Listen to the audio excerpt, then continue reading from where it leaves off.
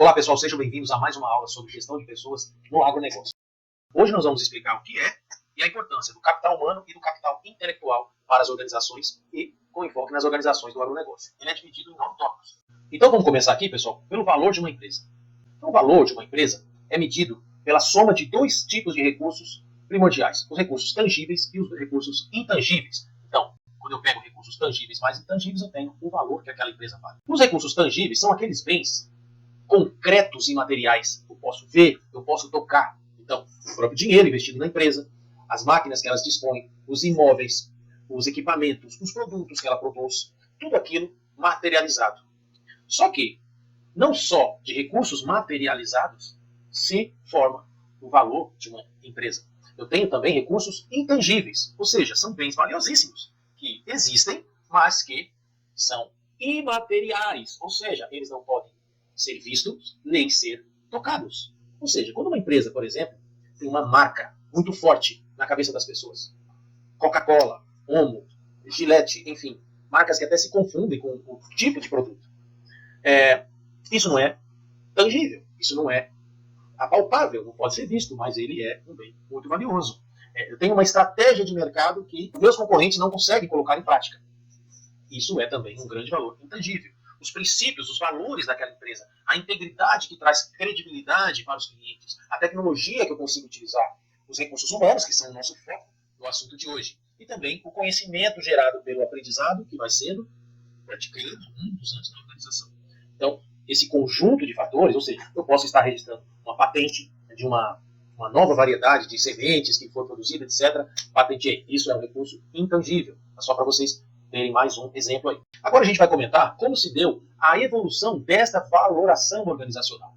Até a década de 80, o valor de uma organização era composto, na sua maior parte, pelos bens palpáveis, ou seja, os tangíveis. Isso chegava a representar até 90% do total deste valor. Só que a modernização que vem ganhando espaço no mercado, e cada vez mais a valorização do fator humano e criativo, sobretudo com o avanço da tecnologia, que permitiu que essas mentes brilhantes e criativas colocassem ideias maravilhosas em prática. Então, essa situação se inverteu. De modo que, hoje em dia, 80% em média do valor de mercado das organizações é composto por seus bens intangíveis, ou seja, criados, na sua maior parte, pelo fator humano. Então, se eu pegar mais para trás, ainda mais para o passado, todo o decorrer da era industrial, o que era uma organização bem-sucedida? Aquela que conseguia aumentar o capital financeiro e traduzia isso em edifícios, cada vez mais edificações, galpões, instalações, fábricas, maior número de máquinas, maior número de equipamentos, ou seja, investimentos financeiros em bens materiais que faziam a empresa crescer e expandir. Naquele tempo, o retrato de sucesso organizacional era representado pelo tamanho da organização, ou seja, tamanho ao documento. E isso era medido literalmente por suas instalações físicas, sobretudo pela riqueza financeira que tudo isso representava. Então as organizações procuravam, o objetivo delas era acumular ativos tangíveis, físicos, concretos, aqueles palpáveis, como base do seu sucesso. Isso demonstrava força e poder no mercado. Tamanho era força e poder no mercado. Então essa acumulação de recursos financeiros e materiais era o alvo da empresa. Toda empresa tinha isso como objetivo principal. Só que isso já se foi, não é mais assim. Hoje, organizações, para serem consideradas bem-sucedidas, são extremamente ágeis e inovadoras. Você pega aí as maiores companhias hoje do mundo, estão relacionadas à área de TI. Você tem aí a Google, você tem aí a Facebook, agora a Meta. Então, são empresas que não têm grandes instalações, não têm um grande número de equipamentos. Elas tiveram o quê? Inovação, mentes brilhantes, o seu capital intangível é imenso. Então, hoje em dia, independe de porte físico ou tamanho físico estrutural para ser uma organização bem-sucedida. E, quando eu falo essas da tecnologia, elas proporcionam até um maior retorno financeiro do que organizações maiores. E qual a razão disso tudo? É simples. Essa razão se chama inovação. Eu vou dar alguns exemplos dessa contradição, como as coisas se reverteram no sentido do tamanho. Vamos pensar aqui, qual que é hoje a maior companhia de táxis? Não é bem táxi, né? Mas qual é a companhia de transporte de passageiros em veículos? Vamos pensar aí, Uber. Quantos veículos tem a frota da Uber? Quantos galpões ela tem para guardar esse número imenso de veículos, já que ela é a maior do mundo? Ela não tem nenhum veículo. Ela não tem nenhum galpão sequer. Vamos pegar outro exemplo aqui, Booking.com. Talvez seja a maior empresa de hotelaria do mundo. As pessoas se hospedam em casas, apartamentos, hotéis pelo mundo inteiro. Quantos quartos, quantos edifícios a Booking possuir por esse mundo agora? Nenhum. O que as fizeram ser tão grandes? A inovação, que veio de mentes brilhantes, de capital intelectual, que é um assunto que nós vamos ver daqui a pouquinho. Mas só para vocês terem uma ideia como as coisas se inverteram e o tamanho físico não é mais o fator de sucesso dessas organizações. Então agora vamos falar do capital humano, que é um dos temas centrais aqui da nossa aula de hoje. Conceito de capital humano. Então vamos raciocinar junto aqui. Capital humano é um conjunto de capacidade, conhecimentos, competências que nós já vimos na aula anterior e atributos de personalidade que, colocados em prática, quando ocorre aquela entrega, lembra da entrega na aula passada, favorecem a realização de trabalho de modo a produzir valor econômico. Olha o valor intangível entrando aí. Mas o tópico são atributos adquiridos por um trabalhador por meio da educação, da perícia e da experiência. Quando você olha lá para trás, no período da Revolução Industrial, as teorias econômicas referiam-se simplesmente ao capital humano como um dos 3 fatores de produção. Fatores de produção: terra, capital e trabalho. Tripé. Então ela trata o trabalho como um fator como os outros, como capital, como terra. Né? Terra engloba instalações e tudo mais. Então, quando você junta tudo no mesmo pacote, você está colocando o trabalho como um recurso que é substituível, igual uma máquina, né? Que está dentro aí do capital. Quebrou essa máquina, você põe outra. Então, aquela pessoa saiu, você põe outra, etc. Como se ele fosse um recurso homogêneo. Como se todas as pessoas fossem iguais, assim como todas as máquinas, que eu substituo uma pela outra. Essas teorias iniciais, elas, com certeza, caíram por terra no conceito de capital humano, que é muito mais abrangente, como eu falei aí no primeiro tópico. Capital humano, em especial, numa era onde os bens intangíveis representam muito mais valor para as empresas do que os bens tangíveis, né? Vocês lembram? Então é o capital de gente, é o capital de talentos, é o capital de competências. Como vocês viram na aula passada, a competência de uma pessoa envolve capacidade de agir em diversas situações. Lembra do A, do chá? Conhecimentos, habilidades e atitudes, capacidade de agir, tanto para criar ativos tangíveis, para criar mais recursos financeiros e materiais, como para criar esses recursos intangíveis. Então, não basta ter pessoas na organização. Só ter pessoas não basta. É preciso ter uma plataforma de base, ou seja, eu tenho que ter recursos para trazer os conhecimentos para essas pessoas e proporcionar um clima na organização que impulsione essas pessoas e esses talentos existentes. Uma motivação para que ela aprenda mais, uma motivação para que ela progrida, para que ela evolua e se desenvolva como profissional. O capital humano é basicamente constituído de talentos e competências das pessoas. Para você utilizar plenamente o capital humano na sua empresa, você precisa ter uma estrutura organizacional adequada para isso e uma cultura dentro da empresa democrática, onde todos possam ser ouvidos, todas as opiniões sejam consideradas e impulsionadora. A cultura da organização sirva para impulsionar esse pessoal para frente, para cima. Vamos falar agora do segundo ponto central da nossa aula de hoje, que é o capital intelectual. Como a gente já viu, na era da informação, que é a era que a gente está, o capital financeiro está deixando de ser o recurso mais importante da organização. Então, temos aí outros ativos intangíveis e invisíveis, né, que estão assumindo rapidamente o seu lugar e relegando esse capital financeiro, que traz todo o conjunto de bens materiais, estão relegando tudo isso a um plano secundário. Então, quando a gente fala dos intangíveis, estamos nos referindo principalmente ao capital intelectual. Veja aí, o executivo preservando os seus cérebros, o cérebro da organização que é composto pelos cérebros dos seus integrantes. O capital intelectual da organização ele é constituído por 3 fatores, 3 ativos intangíveis, que são o capital interno, o capital externo e o capital humano. Vamos ver agora cada um deles. O capital interno ele envolve a estrutura interna da organização. Então, tudo que é organização, não estou falando de estrutura física, tá? Não estou falando de instalações de bens materiais. O que a organização criou em termos de conceitos, de modelos, de sistemas administrativos, de processos, de sistemas de TI, tudo que ela tem em capital intangível dentro do seu processo organizacional. Então, essa estrutura interna, juntamente com pessoas, constitui juntos o que a gente chama de organização. Agora, falar do capital externo. Então, a estrutura que a organização conseguiu construir para fora. Não estrutura física, tá? Estou falando de intangíveis. Ou seja, a sua relação com os clientes e com os fornecedores, a reputação que ela tem, sim, o fornecedor também é muito importante. Ele é o meu ponto de entrada nesse processo. Então, eu tenho também que ter boas estratégias com os fornecedores e boa reputação com os fornecedores. Então, isso faz parte desse capital intangível externo. Com clientes, a mesma coisa. Então, eu posso ter marcas registradas, patentes, a minha reputação ser muito boa, a imagem da empresa ser muito boa. Então, esses ativos todos são intangíveis e têm um valor determinado. Por quê? Pelo grau de satisfatoriedade com que a empresa soluciona os problemas de seus clientes. Olha só, qual é o grau de satisfação que o cliente tem quando ele é atendido por aquela empresa. Quanto maior for esse grau, maior é medido esse valor desse capital externo. Okay? E o terceiro item que forma o capital intelectual é o capital humano, que a gente já leu os seus conceitos aí no item anterior. Capital intelectual, recapitulando, é um tripé constituído por capital interno, capital externo e o capital humano. Então eu tenho organização, clientes e pessoas envolvidos nesse tripé de capital intelectual.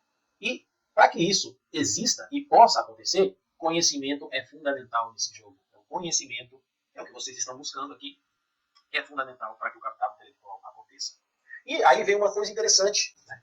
Quando a gente fala dos bens tangíveis e intangíveis e como eles são usados para medir os valores da empresa, na ótica do passado, que só se procurava acumular os bens materiais, os bens de infraestrutura e etc., física, esses bens, vocês sabem que todos os bens materiais sofrem a depreciação. Eles valorizam. Né? Então, uma empresa rural comprou uma colheitadeira novinha, 0 km.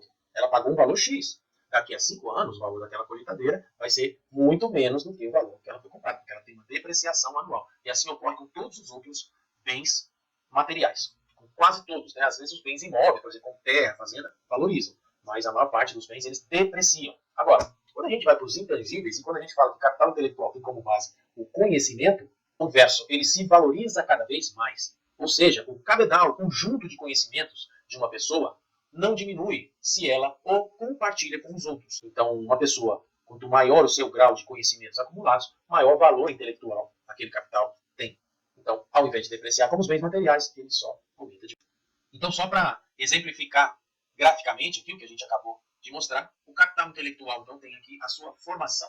Então, ele é composto, relembrando, pelo capital interno, então sistemas internos, o conhecimento corporativo, os processos internos, etc. Tem o capital externo, que é conquistado com a relação entre clientes e fornecedores, a minha reputação junto aos meus fornecedores, o meu compromisso, a minha reputação junto aos meus clientes, o grau de satisfação que eu trago com os clientes, isso tudo cria um valor muito grande, um capital muito grande, que faz parte do intelectual, e o capital humano, que é esse capital de talentos. E aí eu pego o capital humano e vou dar também um desdobramento dele aqui. Então, talentos, estrutura organizacional e cultura organizacional. O que são os talentos? São as pessoas dotadas de competências, habilidades, conhecimentos, atitudes. Né? A estrutura organizacional, eu preciso organizar esse trabalho. Se eu tiver um monte de talentos lá na empresa, mas se não tiver uma liderança que vai dizer quem vai fazer o quê, uma liderança que enxergue esses talentos e como eles podem ser melhor aproveitados, e organiza esse trabalho, ele dispõe a utilização desse capital humano dentro da empresa, não adianta nada. Tem que ter, então, essa estrutura organizacional para organizar esse trabalho. E, por último, a cultura organizacional, que é um assunto que a gente vai ver em aulas posteriores, mas que é, basicamente, a cultura da empresa, a cultura que a empresa transmite aos seus colaboradores em termos de princípios, de valores, de clima, de conhecimento, e que aquela empresa, aqueles funcionários se moldam naquela cultura e absorvem aquela cultura para levar a empresa rumo aos seus objetivos. Okay? Então, capital intelectual tem aí a composição dos seus desdobramentos.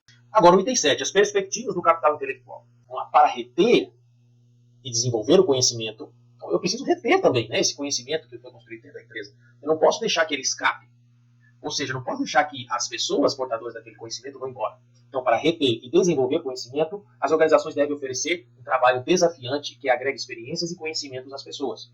Não adianta eu querer ter capital intelectual e cobrar se eu ofereço para a pessoa aquele trabalhinho arroz com feijão, aquele trabalhinho repetitivo, monótono, que a pessoa fica todo dia ali fazendo a mesma coisa de forma rotineira. Então, se eu quero ter um capital intelectual, eu tenho que fazer com que ela tenha um trabalho desafiante, com que ela cada vez mais vá se superando. Claro que eu vou dar a base para isso, não vou dar uma tarefa difícil para ela se vir aí. Eu vou dizer para ela o que tem que fazer, vou dar as bases de conhecimento para que ela faça aquilo. O conhecimento que os funcionários entregam para a empresa é a riqueza mais importante, sem dúvida, das organizações. As organizações precisam, isso vem do gestor de pessoas, desenvolver estratégias claras de administração de recursos humanos para poder conquistar, reter e motivar os seus funcionários. Como é que eu conquisto funcionários? Quando eu ofereço algumas vantagens para que ele venha trabalhar na minha empresa e não vá trabalhar na empresa concorrente. Seja um plano de carreira, seja uma expectativa de participação nos lucros, programa de cargos e salários, então, programas de motivação, segurança, enfim, atender as necessidades para que eu conquiste, né? E depois para que eu possa reter esse talento, não deixar ele embora e manter ele sempre motivado. Para serem bem-sucedidas na área da informação, as organizações devem adotar a perspectiva do conhecimento e investir pesadamente nele. Então, se o capital intelectual hoje é o mais importante, ele precisa ser incrementado. E as organizações realmente estão se transformando em verdadeiras organizações de conhecimento ou agências de conhecimento de aprendizado. É dentro de uma organização que a pessoa tem as maiores condições para aprender. Já acontece muito no exterior e vem acontecendo um pouco aqui no Brasil, é que as organizações elas têm um interesse de, ao absorver o colaborador, oferecer uma plataforma de conhecimentos necessários para que ele ofereça as melhores entregas a essa empresa. E aí ele já vai retendo-se por ali, porque ele prevê uma perspectiva de evolução. Agora vamos refletir aqui sobre as empresas do agronegócio brasileiro. Será que elas estão, em sua maioria, com essa filosofia? Ou elas já querem pegar profissionais prontos do mercado? Converto o investimento em conhecimento em soluções que eu posso oferecer para os clientes por meio de novos produtos, de novos serviços, a melhoria e a inovação dos processos. Vamos falar um pouquinho das tendências para o futuro. O ambiente, como será no futuro? O ambiente em que as pessoas vão trabalhar? O que é mais aceito aí, onde tem mais convergência, é que vai ser a era virtual ou a era do conhecimento. Só que um conhecimento caracterizado pela máquina inteligente e pela irracionalidade. A gente já está vendo um grande avanço, um grande ganho de campo da inteligência artificial. Então tem aqui a ilustração, né, da evolução do homem e aí até chegar ao homenzinho ali, ó, no computador, etc. E a inteligência artificial cada vez mais tomando conta desses ambientes de trabalho. Mas não se assustem, as máquinas não vão substituir o capital humano. Hoje, o conhecimento constitui o recurso produtivo mais importante das organizações. Porque quem cria a inteligência artificial, quem cria toda essa tecnologia, são as mentes humanas. E elas não vão deixar de ser valorizadas. A tendência é que, o contrário, que ela se torne cada vez mais importante para o sucesso organizacional. Como hoje vocês viram que já esses intangíveis representam 80% dessa valorização das empresas. E boa parte desse capital intelectual, boa parcela, uma pesada parcela do tripé ali, que constitui o capital intelectual, o capital humano tem um grande peso nisso, porque as pessoas estão envolvidas em todas as 3 unidades desse tripé. Então, o capital humano é constituído de pessoas que fazem parte de uma organização. Então, capital humano significa talentos. Talentos precisam ser mantidos, preservados e desenvolvidos. Você não pode deixar um talento estagnado, porque senão ele não vai ser retido com você, ele vai embora. E mais do que isso, capital humano significa em capital intelectual, que é um capital invisível, que é composto de ativos intangíveis. Então, vamos fazer aqui uma reflexão de tudo que a gente viu. E a contabilidade tradicional, que se preocupa com ativos tangíveis e físicos, né, a contabilidade, o balanço patrimonial, ali tem tudo que a empresa possui, seu patrimônio, ela está às voltas aí com esse fenômeno inesperado. Como é que ela vai lidar com isso, com esse valor de mercado das organizações, que não depende mais apenas do seu valor patrimonial físico, mas principalmente do seu capital intelectual. Na era da informação, naturalmente, que o conhecimento está se transformando e já é o recurso organizacional mais importante nas empresas. E essa riqueza é muito mais importante e muito mais crucial para o sucesso das organizações do que propriamente o dinheiro. Para finalizar, nosso último tópico, as organizações e as pessoas. E as interações entre esses dois componentes. Então vamos refletir um pouquinho para finalizar. Você já parou para pensar quanto tempo as pessoas passam no trabalho dentro da organização? Mais tempo do que passam em casa, né? Se a gente desconsiderar o tempo que a pessoa passa dormindo. Então, 8 horas dormindo, 8 horas no trabalho, sobra aí umas poucas horinhas para estar em casa. Elas passam mais tempo nas organizações e elas dependem dessas organizações para viver. E, ao mesmo tempo, as organizações são constituídas por pessoas. E sem essas pessoas, as organizações também não poderiam existir. Então, é uma relação de interação e interdependência também. Uma outra forma de analisar as organizações é segundo o modelo sociotécnico, onde existe um sistema técnico funcionando lá dentro e um sistema social composto pelas pessoas que ali estão. Esses dois sistemas se entrelaçam intimamente e têm que ser administrados por um sistema gerencial, uma liderança coordenando isso tudo. Quando estabelecem seus objetivos, as empresas definem sua racionalidade. Com a racionalidade, elas vão desenvolver estratégias para alcançar esses objetivos. A eficácia organizacional depende da manutenção desse sistema interno, tanto o sistema técnico como o sistema social, ou seja, pessoas e recursos não humanos. E também dessa adaptação ao ambiente externo. E quem faz toda essa mágica acontecer? São máquinas? Não, são pessoas. Por isso, é muito importante o papel do capital humano e do capital intelectual na vida dessas organizações. E com isso, eu finalizo a aula de hoje. Muito obrigado pela atenção, espero que tenham absorvido bem os conhecimentos. Até mais.